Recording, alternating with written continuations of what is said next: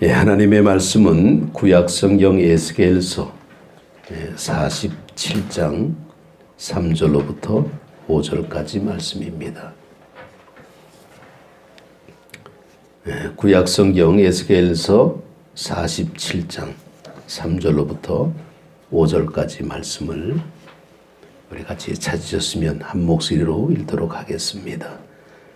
그 사람이 손에 줄을 잡고 동쪽으로 나아가며 천척을 측량한 후에 내게 그 물을 건너게 하시니 물이 발목에 오르더니 다시 천척을 측량하고 내게 물을 건너게 하시니 물이 무릎에 오르고 다시 천척을 측량하고 내게 물을 건너게 하시니 물이 허리에 오르고 다시 천척을 측량하시니 물이 내가 건너지 못할 강이 된지라.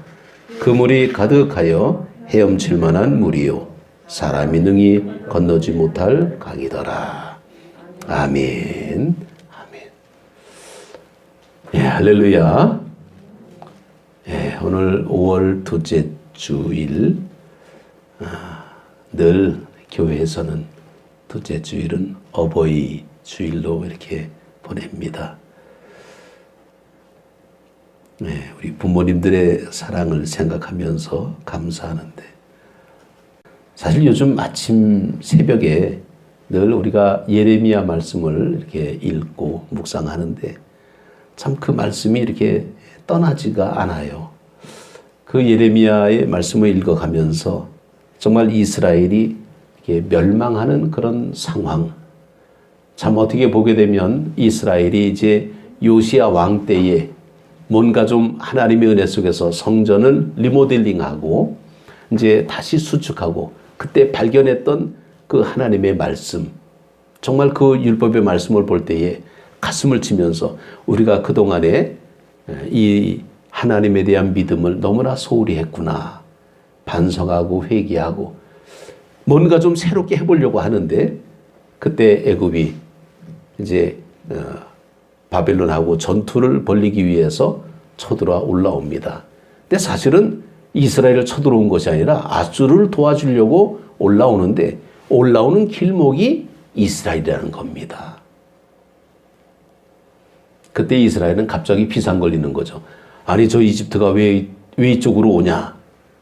오지 말아라. 그래도 그들은 우리는 너희들을 침략하는 것이 아니고 아수르를 도와서 바벨론하고 전쟁을 벌이려고 그런다. 그러나 그 말이 옳은 말이 아니죠. 요시야 왕이 이미 벌써 간파했습니다.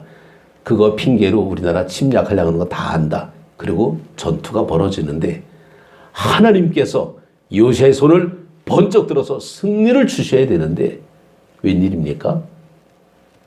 무기또에서 전사하고 맙니다. 하나님의 일을 감당하려고 애쓰는 그 요시야 왕인데 뜻밖에도 전쟁터에서 죽음을 당해버리고 맙니다. 참 그 상황을 놓고 볼 때 이스라엘 얼마나 슬프고 안타까울까 하는 거죠. 그게 역사입니다. 어쩔 수 없이 이스라엘은 애굽에 의해서 초토화가 되고 맙니다. 그래서 그 당시 이제 요시야 왕이 죽고 그 아들 여호아스를 왕으로 세웠는데 이 이집트가 너희들 이제 점령했으니까 내 말 잘 들어. 그리고 다시 그 위로 올라가서 이제 바벨론하고 전투가 벌어지고 있는데, 사실은 이스라엘은 누굽니까? 히스기야 왕 때부터 사실은 바벨론하고 동맹을 맺은 관계예요. 그렇기 때문에 애굽하고는 조금 이제 전투가 벌어지는 그런 상황인데, 비록 졌지만은 그들은 여전히 바벨론 편을 들었습니다. 그러다 보니까 위에서 전투가 벌어지다가 애굽이 바벨론한테 졌어. 사실 이 갈그미스 전투에서 져가지고 내려오다 보니까 이스라엘은 자기들 말을 듣는 것이 아니라 바벨론 말을 듣고 있거든요. 아쭈. 그리고 그냥 여호와스를 잡아다가 끌고 갑니다. 이집트로 끌고 가고 그 기간이 바로 3개월밖에 안 걸려요, 사실은. 그리고 이제 여호야김을 이제 왕으로 다시 세웁니다. 그러니까 여호야김은 왕이 돼가지고 이집트가 세워놨으니 어떻게 합니까? 이집트 말을 들어야죠. 그래서 어쩔 수 없이 이집트에 조공을 바치는 그런 일이 벌어지게 됩니다. 그런데 실상 마음은 뭡니까? 사실은 지고 싶어진 게 아니라 억지로 졌기 때문에 억지로 조공을 바치고 있죠. 그래도 우리는 바벨론 편이다. 세상에 이게 역사입니다. 하나님 편을 들어야 되는데 그들은 그때 당시에 최강이라고 생각되는 바벨론 편을 은근히 의지하고 있었다는 겁니다. 그런데 바벨론이 볼 때는 이스라엘이 이집트에다가 조공을 하고 있거든요. 배신감을 느끼게 됩니다. 아니 너희들 말로는 우리한테 조공을 바치면서 우리 보고 도와달라 그래놓고는 왜 애굽에다가 조공하느냐? 이게 마음대로 됩니까? 이스라엘은 이집트에 점령을 당한 상태가 되다 보니까 이쪽 눈치 보랴 저쪽 눈치 보랴. 그래서 어쩔 수 없이 이제 바벨론이 너희들 괘씸하다 그래갖고 쳐들어오게 됩니다. 이게 이제 드디어 시작되는 1차 침공이 되는 거죠. 그래서 이 여호야김 시대에 이 바벨론이 이스라엘을 쳐들어와 가지고 까불지 마라 그러고 포로로 끌고 갑니다. 이때 이제 끌려가던 사람이 누구냐면 다니엘이에요. 1차 때 끌려갑니다. 근데 끌고 갈 때 사실은 이 바벨론이 이제 본보기를 보이려고 어떤 사람들을 끌고 갔냐? 주로 왕족, 아니면 좀 귀족, 이런 사람들 중에서 어린 사람들을 붙잡아 갑니다. 그리고는 가서 이데올에게 교육을 시키는 거예요. 너희들은 철저하게 바벨론 말을 들어라. 다니엘이 끌려갔을 때 어린 나이로 끌려가지 않았습니까? 다니엘서 보게 되면 다 나오잖아요. 그러니까 어린 사람들을 끌고 가서 이데올에게 교육을 시키는데, 그러면서 이제 그 여호야김이 이제 그 전쟁터에서 이제 지게 되는 모습 속에서 이제 대를 이어서 여호야긴이 이제 그 또 왕위를 이제 오르게 되죠. 어쨌건 이 이스라엘은 이제 풍전등화 같은 그런 시대인데, 그때 하나님께서 그냥 선자들을 막 보내는 거예요. 너희들 정신 차려라. 하나님을 찾아야 되는데도 불구하고 하나님을 찾지 않는 그들에게 그때 막 스바냐, 하박국, 나훔, 에스겔, 예레미야 막 선자들이 이제 등장하면서 하나님의 말씀을 전합니다. 근데 사실 시드기야 이후에 이제 완전히 망하는 그 3차 침공 그때까지 기간이 사실 한 20년 정도밖에 안 걸려요. 바빌론한테 망하는 게. 그러니까 1차, 2차, 3차 말이 그렇지 이게 무슨 뭐 인터벌이 긴 것이 아니라 한 20년 정도밖에 안 걸립니다. 그런 상황 속에서 이제 이 바벨론이 이 여호야긴이 자기 아버지 눈치를 보면서, 아버지는 비록 이제 바벨론에 졌지만은 여전히 애굽을 의지하려고 막 하는 이제 그런 모습이 또 나옵니다. 그러다 보니까 또 괘씸죄 걸려가지고 바벨론이 또 쳐들어와. 이게 2차 침공입니다. 이게 이렇게 쳐들어오는 거예요. 그러니까 이들이 정신 차리지 않고 하나님 앞에 기도하고 하나님의 은혜 속에서 믿음으로 살아가야 되는데 자꾸만 애굽을 의지하고 바벨론을 의지하고 이런 외세에 의지하려고 하는 그런 모습이 너무나 많았다는 겁니다. 그래서 결국은 2차 침공 때에는 이 바벨론이 완전히 쑥밭을 만들면서 온갖 보물, 왕궁 보물, 모든 보물을 다 집어내고 성전의 금그릇 다 파괴하고, 이게 열왕기하 24장에 나옵니다. 그러면서 이제 그 여호야긴과 상류층 인사를 포함해서 1만 명의 포로를 끌고 갑니다. 이때 끌려간 사람이 에스겔이죠. 이때 끌려간 사람이 모르드게입니다. 2차 침공 때는 끌고 가가지고 뭘 시키느냐? 노역을 시켜버리는, 노예를 삼아버리는 겁니다. 아주. 1차 때는 좀 달랐죠. 1차 때는 어린아이들, 왕족, 귀족 이런 데 데리고 가서 좀 세뇌교육을 시켜가지고 바벨론화 말을 안 들으니까 2차 때는 다 그냥 싸움에 할 만한 사람들, 아주 뿌리를 뽑아버리는 겁니다. 그래서 그들을 끌고 잡아다가 다 강제 노예를 만들어버리는 그런 일이 벌어지게 되는 겁니다. 그리고는 이제 또 3차 때는 이제 그 시드기야까지 이제 완전히 눈을 빼는 이제 그런 일이 생기게 되는데, 어쨌건 그때 2차 때 끌려간 사람이 바로 에스겔인데, 그 에스겔의 나이가 어느 정도 됐느냐 하게 되면 다니엘하고 별 차이가 안 났다라는 겁니다. 에스겔서의 일정에 보게 되면 이 에스겔이 그때 끌려갈 때가 25살이라고 나옵니다. 근데 사실은 에스겔은 원래 레위 지파 사람입니다. 그럼 레위 사람은 제사장이에요. 제사장을 감당해야 되는데 성전 파괴되고 끌려가죠. 성전이 있습니까? 없죠. 그러니까 이 제사장의 노릇을 하려면 나이가 30살이 돼야 됩니다. 그래서 이 포로로 끌려간 지 30세가 됐을 때에 하나님께서 그를 제사장으로 부른 것이 아니라 선지자로 부릅니다. 에스겔을. 그래서 그에게 환상을 보여주는 거죠. 이 젊은 이 에스겔. 그래서 1차로 끌고 가고 2차로 끌고 있던 사람들이 다 그 바벨론에서 다시 합세가 되는 이제 그런 모습이 나오는데 에스겔이 포로로 끌려가 가지고 정말 이제 바벨론에서 이제 생활하다 보는데 들리는 소리가 뭡니까? 이 이스라엘이 완전히 망해가는 그런 모습만 들리게 됩니다. 자, 이제 이 그 시디기야 왕을 이제 그 선정해 놓고 내 말 잘 들어. 그런데 말을 안 듣습니다. 자꾸 바빌론 말을 안 듣고 이 이집트를 의지하고 막 이제 이런 모습이 막 나오게 되는 겁니다. 이때 예레미야가 뭐라고 선포합니까? 바벨론에 항복해라, 항복해라 이러고 나오잖아요. 이게 예레미야입니다, 사실은. 그러니까 예레미야 이 바벨론 선포되는 예레미야가 자기 편이에요. 왜 항복하라 그럽니까? 이미 하나님께서는 이스라엘을 버렸다라는 겁니다. 버렸다. 버림받았다는 게 이게 얼마나 처절합니까? 하나님을 섬겨야 되는데 우상을 섬기고 내 말을 안 듣고 그냥 오히려 가난한 사람들을 착취하고 오히려 우상 숭배하고 그리고는 눈치 보면서 이집트를 의지하고 이집트는 우상의 대명사거든요. 그러니까 하나님께서 그들을 버려버린 거예요. 근데 아주 버린 게 아니라는 겁니다.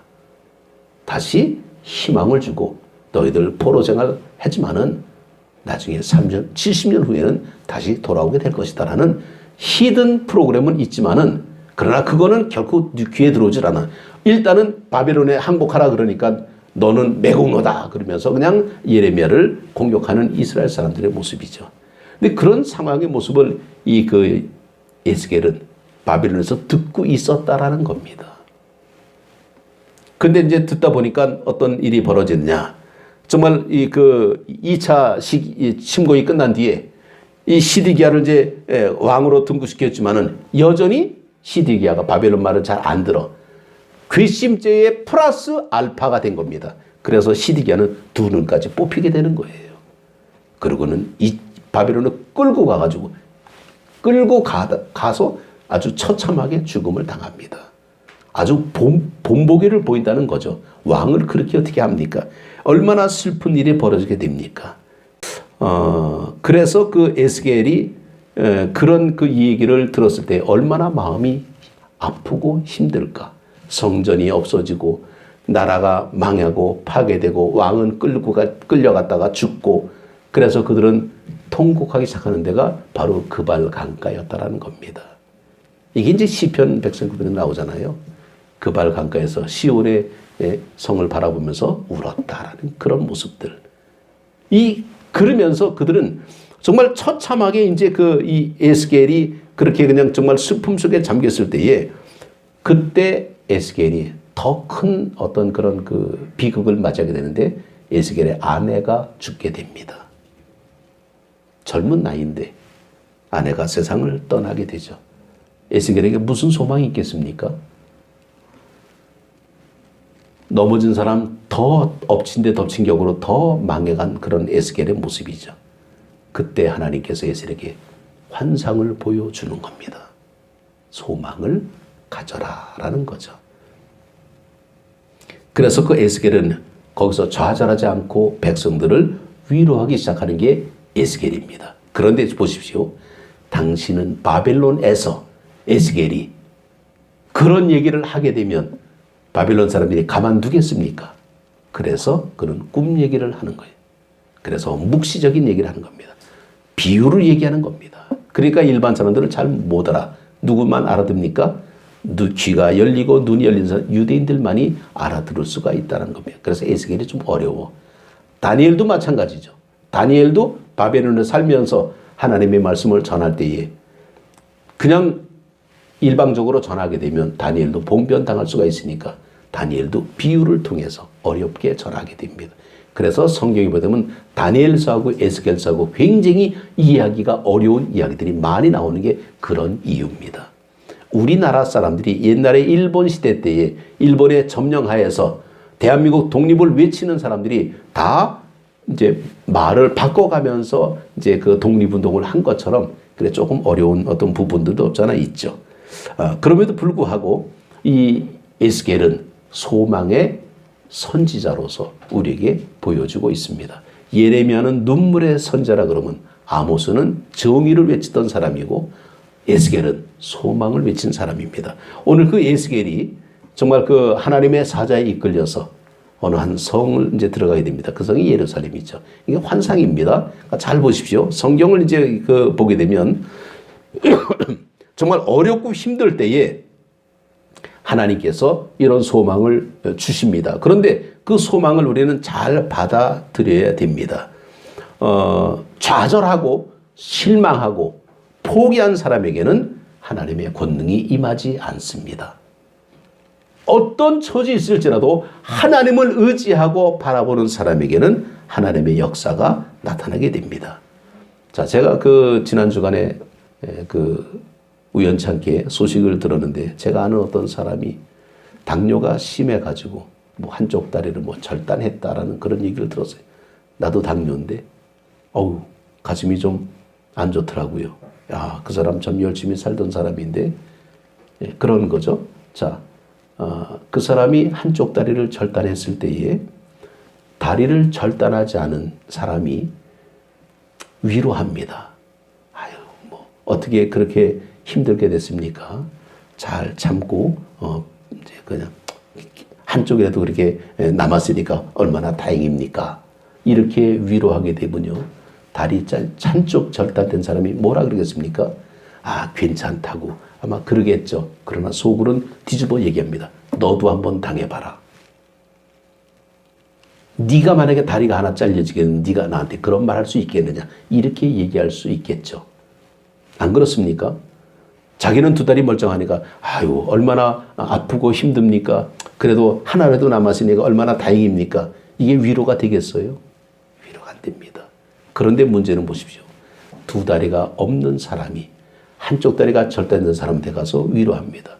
아유 어쩌다 그렇게 힘든 일을 당합니까? 그래도 나를 보십시오. 나는 다리가 두 개가 없어도 이렇게 살고 있지 않습니까? 라고 위로하게 되면 그 사람은 어떤 위로 받게 됩니까? 손잡고 아마 울 겁니다. 그게 위로라는 거예요. 누가 누구를 위로합니까? 정말 자기 처지가 힘들고 어려우면 위로하기가 어려운 어떤 상황의 모습인데 오늘 정말 이 말씀을 보면서 정말 이 에스겔이 정말 자기가 처절하게 힘들고 어려운 여건 속에서 젊은 나이에 포로로 끌려갔죠. 또 나라는 망했지. 자기는 제사장의 계열인데 제사장을 해야 되는데 성전이 있어야지 제사를 지내지. 그리고는 자기 사랑한 아내까지 죽었습니다. 무슨 낙이 있겠습니까? 그러나 그는 하나님 앞에 위로받게 되고 하나님의 소망 가운데 이스라엘 백성들에게 하나님의 말씀을 전하기 시작합니다. 그들이 누굽니까? 끌려온 사람들이죠. 끌려온 사람들이 누굽니까? 포로들입니다. 신세가 참 망가진 사람들입니다. 그러나 그들에게 하나님의 말씀을 전하고 있습니다. 자, 이렇게 에스겔이 하나님의 사자에 이끌려서 성전에 이렇게 들어가게 되는데 그 성전에서 물이 펑펑 쏟아지더니 온 성전에 고이기 시작합니다. 한번 걸어보라 그래서 걸어봤더니 발목까지 물이 찰랑거립니다. 사방에서 물이 더 쏟아내리기 시작하고 이젠 물이 무릎까지 차올라게 됩니다. 점점 물이 차올라서 허리까지 급기야는 성전에 가득하여 헤엄쳐야 다닐 수 있게 되는 강물이 돼버리고 맙니다. 그리고는 성전 한 바퀴 휘돌아감더니 아라바 사막을 향해서 달려가기 시작합니다. 아라바는 사해 남쪽에 있는 정말 그 에시온 개별에 붙어 있는 메마른 사막지대인데 정말 그래서 거기서 사해 바다까지 이제 그 강물이 흘러가는데 사해 바다에 도착하자 보니까 죽은 그 사해 바다의 물이 그 물이 도착하다 고기들이 펄떡거리며 뛰노는 것을 보게 됩니다. 다시 돌아서 올라오다 보니까 사방에 숲이 우거졌고 진귀한 열매들이 주렁주렁 매달리는 그런 환상을 보게 됩니다. 이게 단순히 꿈 얘기일까요?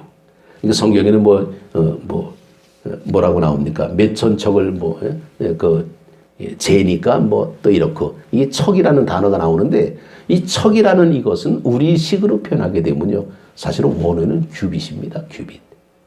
팔꿈치, 손끝에서 팔꿈치까지 이렇게. 우리는 늘 그잖아요. 어떤 거리를 재게 되면 뺨으로 한 뺨, 두 뺨, 세 뺨 이런 식으로 나가잖아요. 이스라엘 사람들은 규빗입니다. 이게 규빗이에요. 자, 그런데 사실 예루살렘 성전에서 이게 성전 이 제단에서 물이 흐르기 시작했다라고 나오는데, 성전은요 위치적으로 볼 때 산악 지역입니다.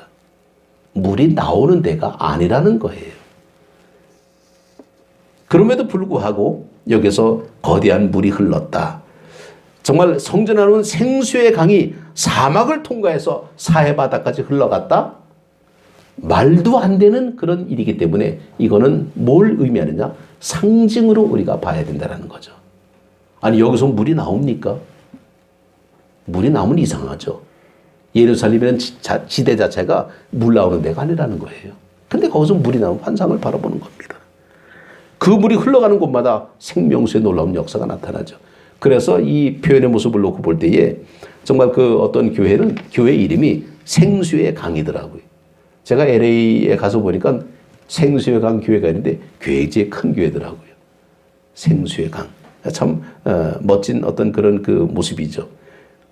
요한복음 7장 37, 38절에 누구든지 목마르거든 내게로 와서 마시라. 나를 믿는 자는 성경의 이름과 같이 그 배에서 생수의 강이 흘러나리라 라고 말씀하죠. 이게 성전 강단에서 나오는 생수의 강의 모습입니다. 물이라는 것은 온 우리의 삶의 현실에 꼭 필요한 물이죠. 우리가 사는 지구도 70%가 물로 이루어졌다 그러잖아요. 인류 문명의 발생지는 역시 물가에서 이루어집니다. 이집트 문명은 나일강, 메소포타미아 문명은 유프라데스강, 인더스 문명은 티그리스강, 황하 문명은 황하강. 정말 이 그 사람의 몸도 70%로 좀 물로 이루어진 것처럼 이 물이라는 것은 굉장히 없어서는 안 될 그런 존귀한 어떤 모습인데, 영적인 생활도 마찬가지로 물이 없으면 안 됩니다. 정말 나를 믿는 자는 성경의 이름과 같이 그 배에서 생수의 강이 흘러나리라. 그 배에서 생수의 강이 흘러나리라. 이 생수의 강을 우리는 보혈의 능력으로 표현합니다. 주님의 사랑 속에서 우리를 위해서 흘리신 보혈의 능력이, 우리는 주님의 그 십자가를 믿음으로 말미암아 구원을 얻는, 그래서 그 배에서 생수의 강이 흘러나는 이 모습은 주님의 십자가를 의지하는 사람은 하나님의 자녀가 되는 권세를 얻는다라는 사실로 고백하고 있습니다. 또 이 생수의 강을 우리는 성령님이라고 또 의미할 수 있습니다. 그래서 성령님이 아니고는 예수님을 그리스도라 시인할 수 없듯이 오늘 우리가 예수님을 주님으로 고백하는 것은 바로 성령의 은혜 속에서 우리가 살고 있다는 것을 고백하게 됩니다. 그래서 우리는 성령 세례를 받지 않고는, 성령의 생수에 감동되지 않고는 하나님의 자녀가 되는 권세를 얻을 수 없다라는 겁니다. 하나님을 아버지로 섬긴다면 우리는 교회를 어머니로 섬겨야 된다. 이 바로 이런 이 생수의 강, 이것을 교회를 의미하는 어떤 모습인데, 정말 우리 보혈의 구원의 보혈이 흘러 넘치는 곳을 통해서 우리는 교회를 떠나서는 살 수가 없다.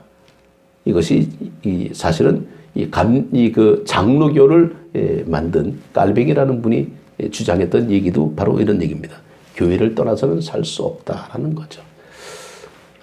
그런 그 교회가 도시교회든 사람이 많으면 도시교회든 아니면 사람이 적은 농촌교회든 아니면 정말 예배당이 없어서 길거리에서 두세 사람이 손을 붙잡고 전능하신 하나님 이름을 부르는 바로 그것이라도 주님은 함께 하신다는 겁니다.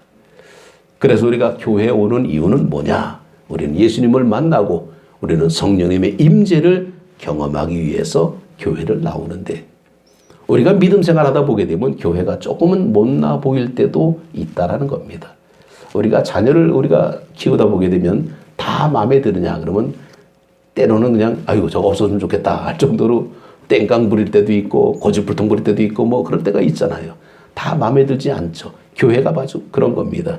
교회가 때로는 허물이 보일 때가 있고 또 교회는 또 때로는 불신보다 더 악하게 정말 그 얘기할 때도 있습니다. 그래서 교회가 싫어질 때도 없잖아 있습니다. 자, 배를 타고 가다가 현기증이 나고 멀미가 납니다. 그렇다고 배에서 뛰어내립니까? 그냥 버텨야죠. 바로 우리는 교회는 구원의 방주기 때문에 우리는 교회에서 우리는 버텨야 된다는 겁니다. 그래서 우리는 똑같이 교회를 다닌다고 해도 다 사람마다 차별이 있는 것처럼 신앙의 깊이가 다르다라는 거예요. 오늘 우리는 이 에스겔이 보는 환상 가운데에 정말 이 물이 이제 발목까지 흐르고 뭐 무릎까지 차고 허리까지 오르고 이제 물이 넘쳐서 헤엄을 치게 되는 너무나 잘 아는 뻔한 이야기지만은 우리는 그 뻔한 이야기를 너무나 뻔하게 우습게 여기고 있다는 겁니다. 우리는 전진하는 신앙을 좀 가져야 되죠. 기독교의 신앙은 감사의 신앙입니다. 이 감사가 없으면 우리의 신앙은 아직도 여전히 얕은 신앙이라는 겁니다. 발목 신앙. 또 왔다 갔다 하는 겁니다. 그냥 뭐 물이 조금만 차 있으면 뭐 신앙의 체험이 별로 없는 모습이죠. 어떻게 보게 되면 찬양을 불러도 그냥 무덤덤. 뭐 가사가 나한테 다가오지 않습니다. 그러나 찬양을 불러도 그 가사가 얼마나 우리에게 다가오는지 모릅니다. 물이 차오르다 보면 무릎까지 오게 되는데 무릎 신앙은 뭐냐? 기도하는 신앙입니다. 하나님 앞에 기도해야 돼. 어느 순간인가 내가 교회를 위해서 바지를 걷어붙이고 봉사하게 되고 헌신하게 되고 이런 일이 생기게 되는데 정말 예전에는 교회 다니는 사람도 뭐 그저고 그렇지 이렇게 생각했지만은 어느 순간에 나는 누가 교회 욕하게 되면 괜히 내가 싫어. 아니 교회를 좀 보호하고 싶고 교회를 변호하고 싶고 좀 기도하고 싶고 뭐 그런 겁니다. 하나님 앞에 기도하면 금방 응답될 것 같아. 뭐 이런 정말 기도하는 신앙으로 바뀌어지는 그러나 여전히 얕은 신앙의 모습이 무릎 신앙이죠. 이제 허리까지 차오르게 되지만은 이 허리는 정말 내가 아직까지는 내 스스로가 컨트롤할 정도가 된다는 거죠. 신앙생활 하다 보게 되면 중심이 잡히는 그런 시기가 오게 됩니다. 아, 이제 내가 주님을 떠나서는 안 되겠구나.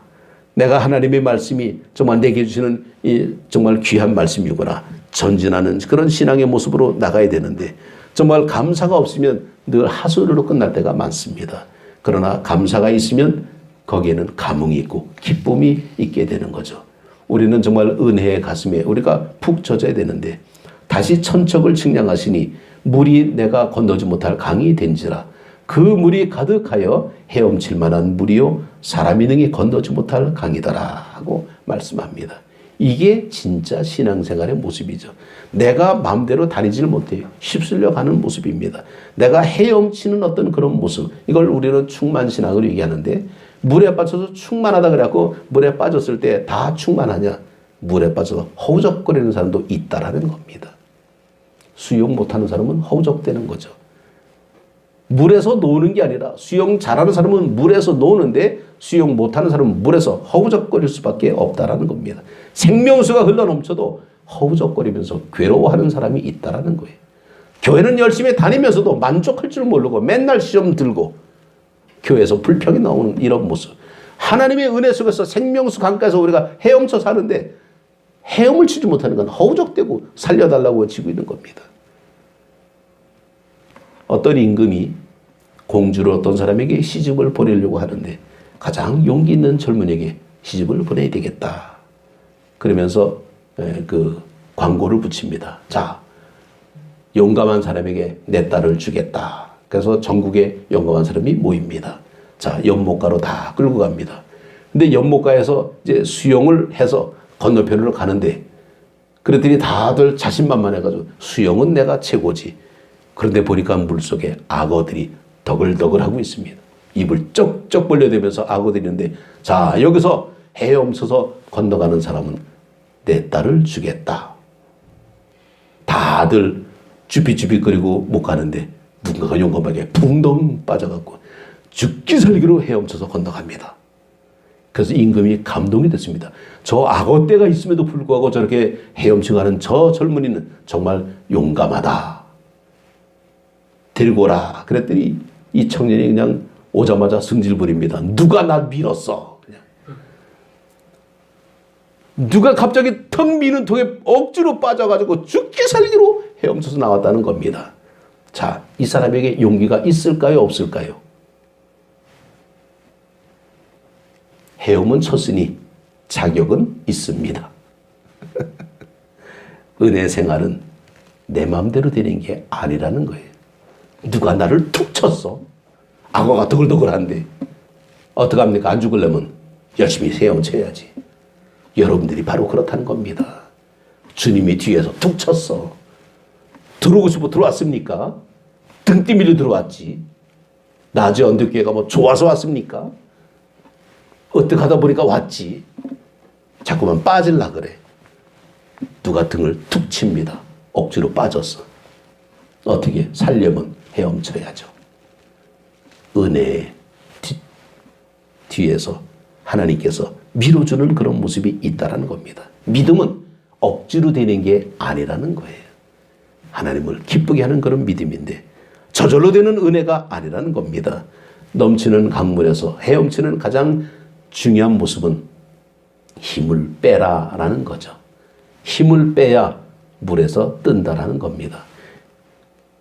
정말 이 교육부 그 지침에 보니까 2019년도에서 2023년까지 학교 체육진흥 기본 계획 그래가지고 초등학교 전 학년은 생존 수영 교육을 허락해라.